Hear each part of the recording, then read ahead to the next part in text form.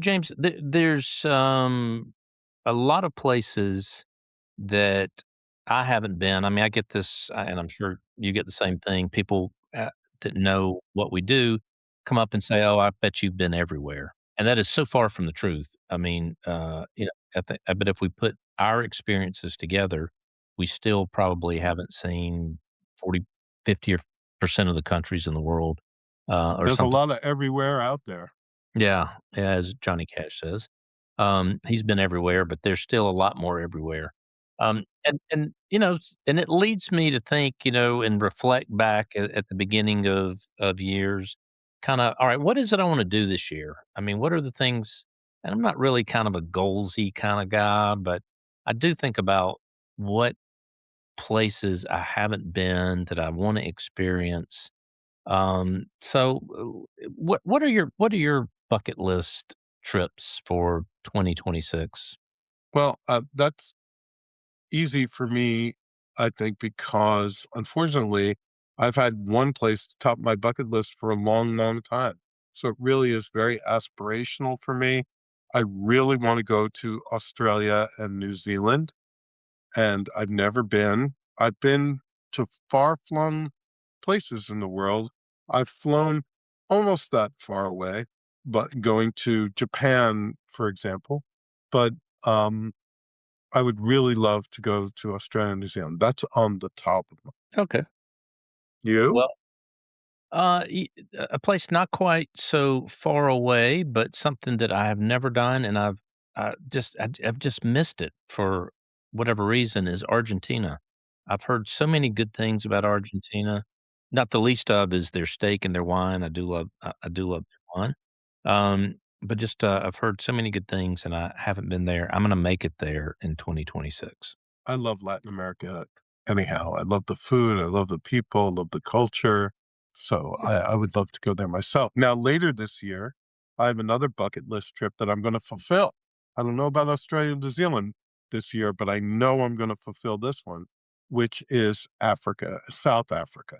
So I'm going to South Africa. I'm going on a safari. We're going to the wine country of South Africa. We're going to Cape Town, which everyone says is so beautiful, stunning.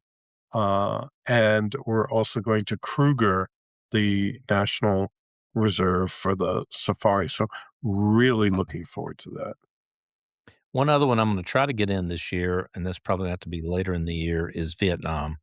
Um, I love the history of Vietnam. I'm very interested in their culture. I like Vietnamese food as well. I like kind of pretty much like all food now that I think about it. But yeah, I'd love There's to. something very sophisticated about Vietnamese food, though. It has French influence. It, it has. Dutch. Yeah, it's Yeah. um, it's very good. I envy you that trip also.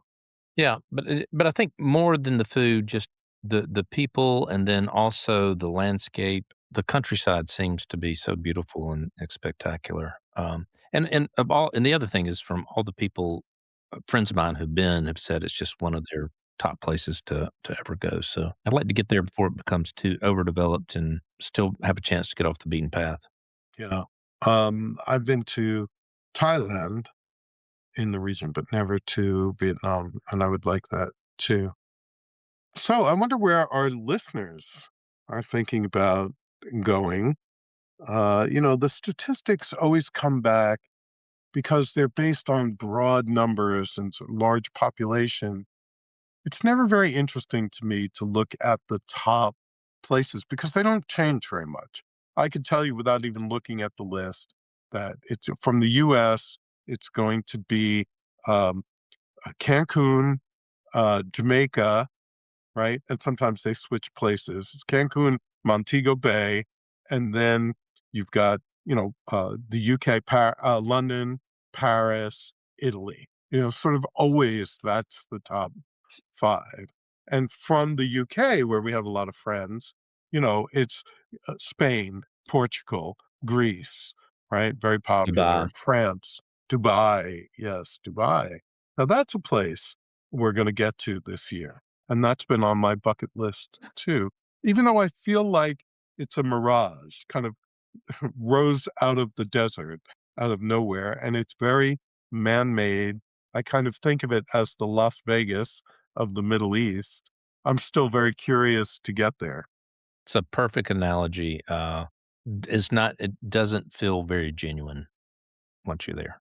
It doesn't mean that it's a bad place, and there's a lot of nice people, and I had a really good experience when I was there, but it does feel like very man-made and, like, behind these walls of a building, you're gonna see nothing, like it's a studio set or something. That's the way I kinda felt. I'd like to, go back to Jamaica this year and promote Jamaica and help Jamaica recover a bit from, the hurricane last year, which was devastating to certain parts of Jamaica.